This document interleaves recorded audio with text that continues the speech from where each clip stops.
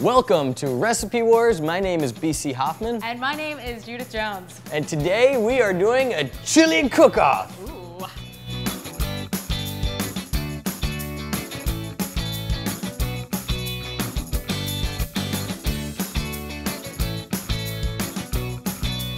So today we're gonna go head to head, and I am doing Emeril's Chuck Wagon Chili.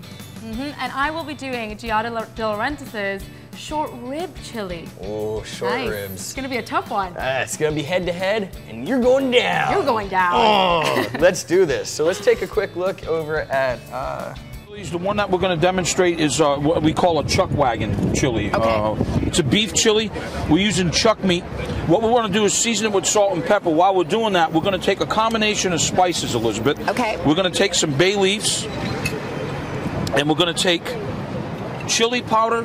That's a lot of chili powder. Yep. Cumin seeds. I love cumin. Cayenne pepper, cinnamon, and brown sugar. Yep. And brown sugar. And, so it's and sort this of is spicy and sweet. It's spicy and sweet at the same time, but really good. So we're going to leave that for right now. Short rib chili with creamy corn polenta. Succulent meat with rich, smoky flavors. Served over polenta and topped with a sweet surprise. We're going to start with the New Mexico chilies. They're also known as Anaheim chilies, and they're dried. We've got our ancho chilies, which are also known as dried poblanos. Let's flip our short ribs. Ooh, yeah. So you're using short ribs, and I'm using beef chuck. And on the beef carcass, there's actually 13 sets of ribs that they actually have. So 1 through 5 is the chuck itself. 6 through 12 is the actual rib, and 13 is the loin. So you actually have more of the pricier meat, whereas I'm using the cheaper cut.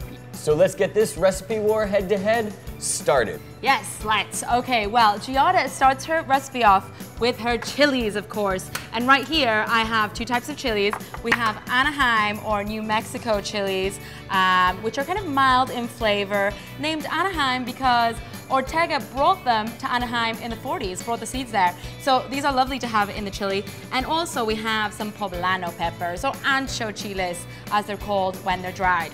So what we're gonna do is just take a couple, and we can either snap them with our hands, which works just fine. And what we wanna do with the chilies is tenderize them and get them nice and soft before we blend them.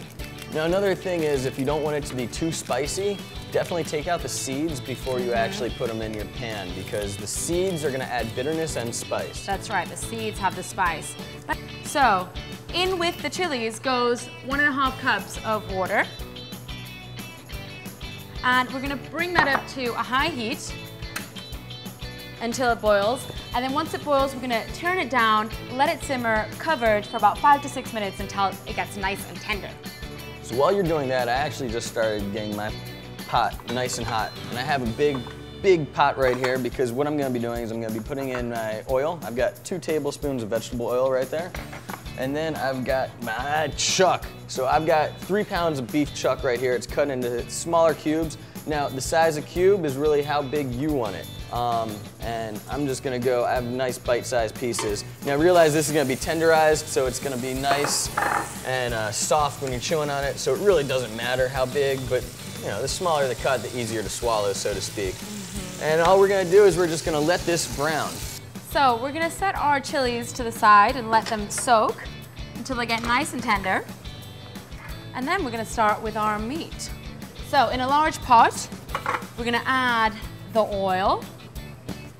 Get it to a medium-high heat and get that oil hot. And then we're gonna take our short ribs. So I've just laid them here on a baking tray with aluminum foil, or aluminum foil, as the Americans call it. And we've laid them, we've put salt and pepper on them, and we are just going to put them in our pot in batches. And what we want to do is brown them on all sides. We don't want to cook them through, that's not the idea, just to get them a nice brown color. So while you're doing that, I'm actually gonna throw in my spices to my meat, which has been browning. You got 3 tablespoons chili powder. I've got 1 tablespoon of cumin, 3/4 cinnamon, 1/4 cayenne. I've got 1.5 of Southwest seasoning, and I've got a little paprika and 1 bay leaf, all going in that pot right there. Boom, get it all in there. Or as Emeril would say, fitting, bam! My meat's brown. I'm gonna take my onions now. We got 3 cups of onions. I've got them nice and chopped up, and they're going right in there. And you're just gonna keep that in there and mix it all together, and you're gonna want it to just get the onions nice and soft. Basically sweat the onions, essentially. And that's gonna take about 8 minutes or so. And I'm working in batches, so I've got my first batch in there, getting browned, and once they're brown, we'll take them out and we'll do the next batch. Alrighty, so I have my onions, they're nice and sweated, and I am going to now put in my garlic. So I'm gonna throw in my 2 tablespoons of garlic that I have chopped. And you just wanna put that in until it's nice and fragrant. So as soon as you smell that garlic, about 30 seconds, it's ready to go. My short ribs are nicely brown now, so I am gonna add into this flavorful oil the red onion and the garlic as well.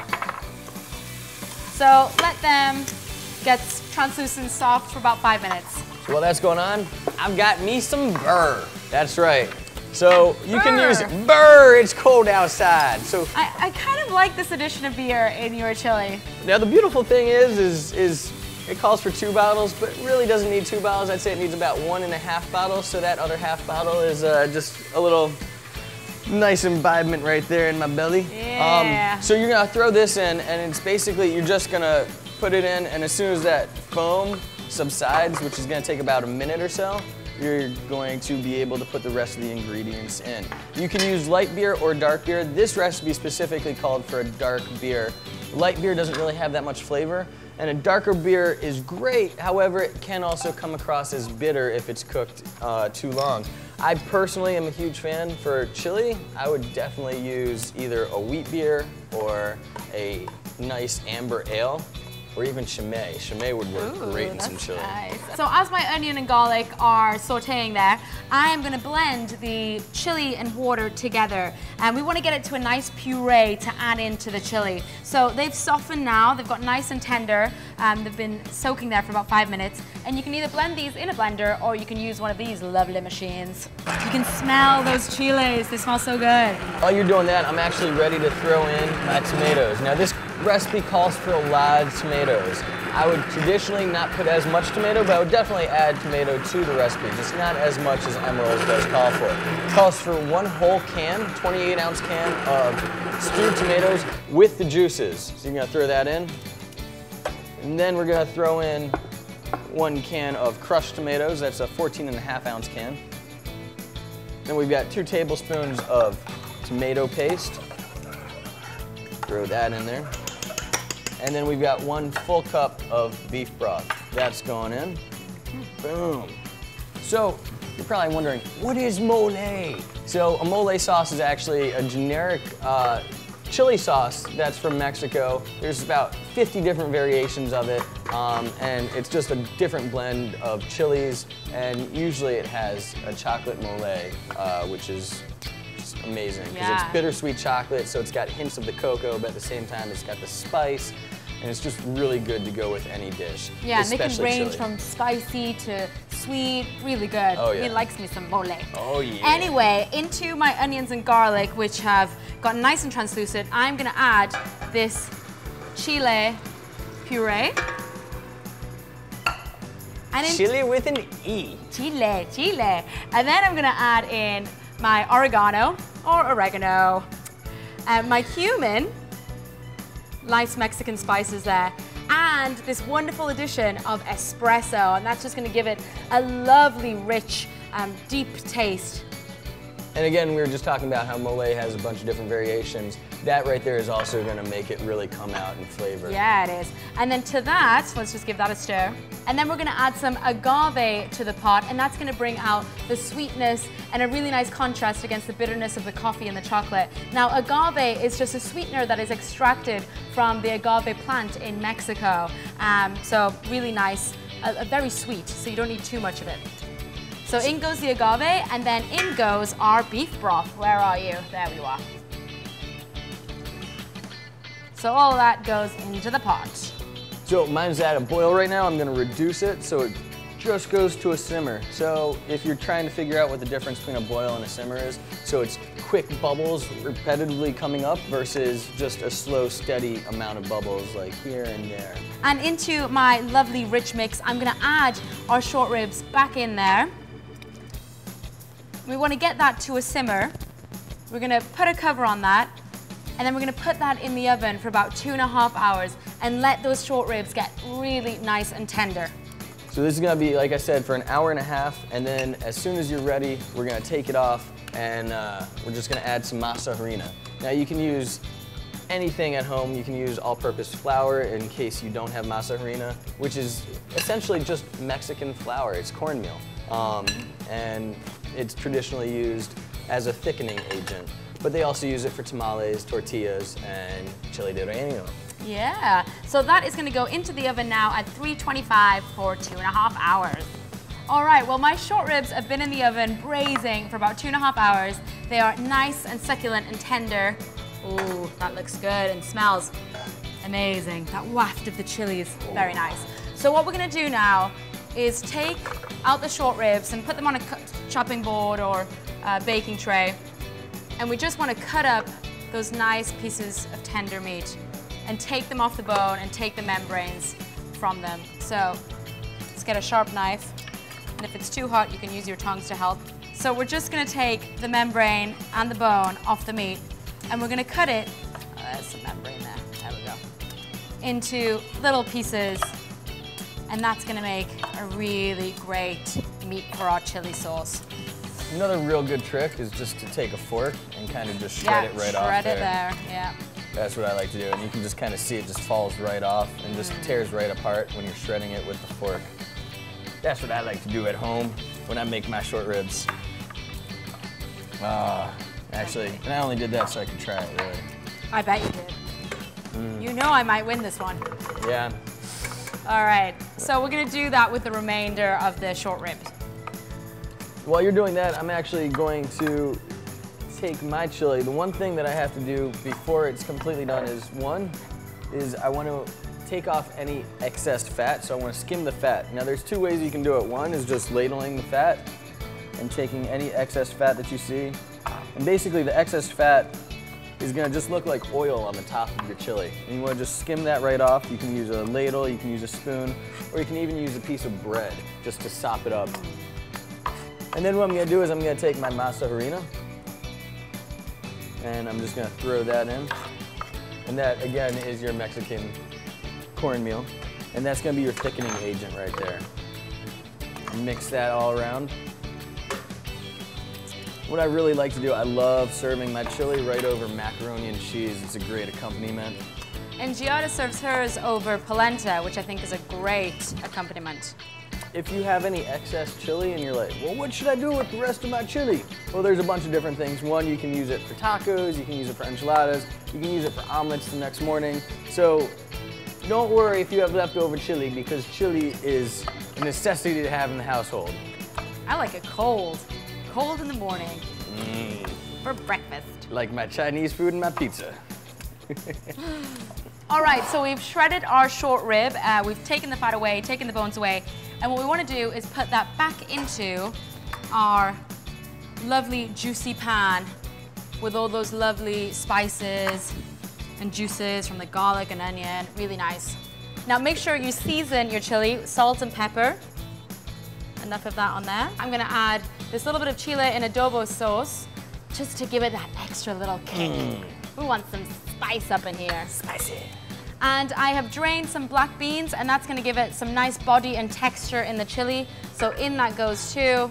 And if you want a more saucy version of your chili, by all means, you can keep the liquid that the black beans were in. So I'm actually ready to serve mine. So I'm just going to give it a quick stir. And put it right up in that bowl. Got that right there. Wow. And then I'm just gonna add a little cilantro to it. And I'm just gonna pick it right apart right there. Throw it right on top. And the beautiful thing about chili is the fact that you can literally use any garnish you want. You know, whatever you want. You can use bacon, you can use truffles, you can use eggs, you can use cheese, you can use cilantro, you can use parsley. The list is endless. Jalapeno. It really is up to you. I mean, the way you want to flavor it, I like taking cotija cheese, cilantro, jalapeno, and avocado, and bacon, of course. And you just took it to another level, BC, right there. I just made it amazing. Yeah, I'm gonna spoon up my short rib chili, and that looks just beautiful. And of course, to top that off, we're gonna add some green onions and the pièce de résistance, your chocolate, your cocoa. And that is just gonna give such a wonderful flavor against that espresso that's in there, the spice. Oh, very much like a mole. I do like the fact that you topped yours off, whereas mine was actually cooked Integrated, into yeah. it. All right, and there you have it. Boom, chili, ready to eat. Yeah.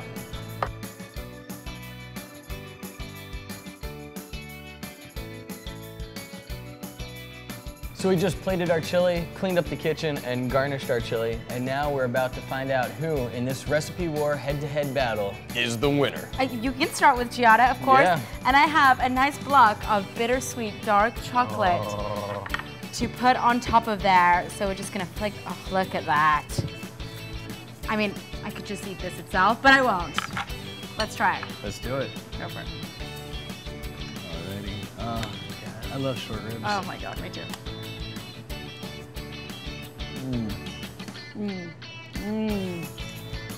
Very rich. A lot of flavors, smokiness, the spice, the richness of the chocolate and the espresso. I really like, you definitely get the espresso kicked in, and the chocolate really just like leaves a nice, semi-sweet taste on it. And I love that tender texture of the short rib. It's just such a nice difference melts than a right in your normal mouth. chili. On to Emeril's. Let's give this one a whirl. Okay. Ooh, it's a nice texture. I was gonna say this. I like the spice. Very tomatoey.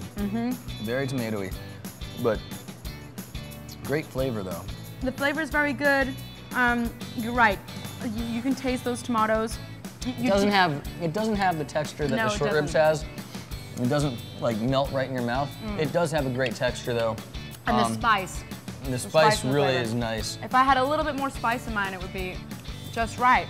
This is a tough one because It is a tough one. here's the thing. So for taste alone, I would say if you combined both of them, I think it would be amazing. 'Cause- Your sauce with my short Yeah, no, I don't know. For taste, I really like yours because I just love the short ribs. I love the short ribs, I love the chocolate, I love the espresso.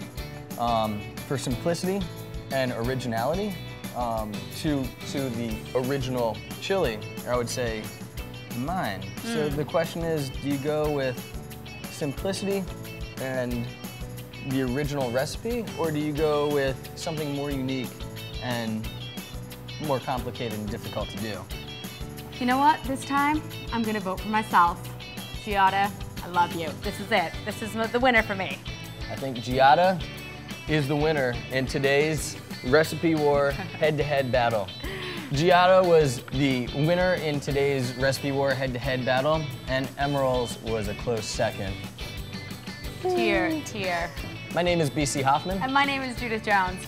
Please follow us on Twitter, like us on Facebook, and subscribe to our channel. Catch us next time on Recipe Wars.